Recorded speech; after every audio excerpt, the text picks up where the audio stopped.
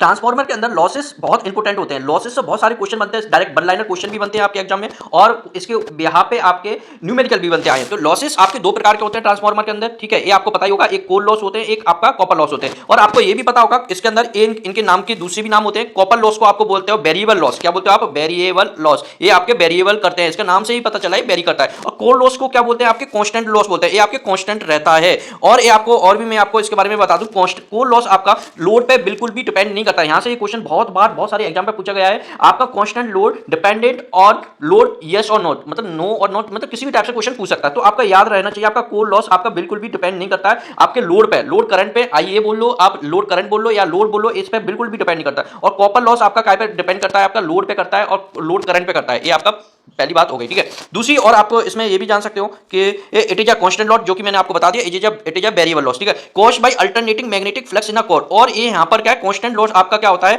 No load पे भी एक सेम रहता है और फुल लोड पे भी सेम रहता है। अगर फुल लोड है तो भी ये सेम रहेगा, दोनों के टाइम पे सेम रहता है, नो लोड पे भी और फुल लोड पे भी, दोनों के टाइम पे ये क्या रहता है आपका, सेम रहता है, ठीक है।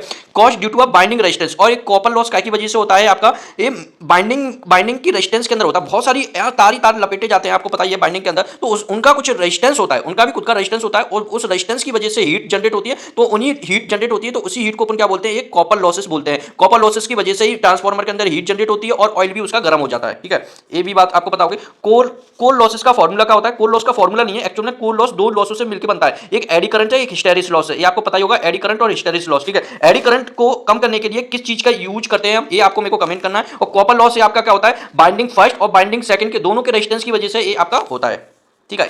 होप सो आपको ये समझ में आया होगा। यहां से वन लाइनर क्वेश्चन बहुत आते हैं आपके एग्जाम में, तो प्लीज इनको आपको छोड़ना ही नहीं है, इस सेक्शन को, इसको आप रट लीजिए।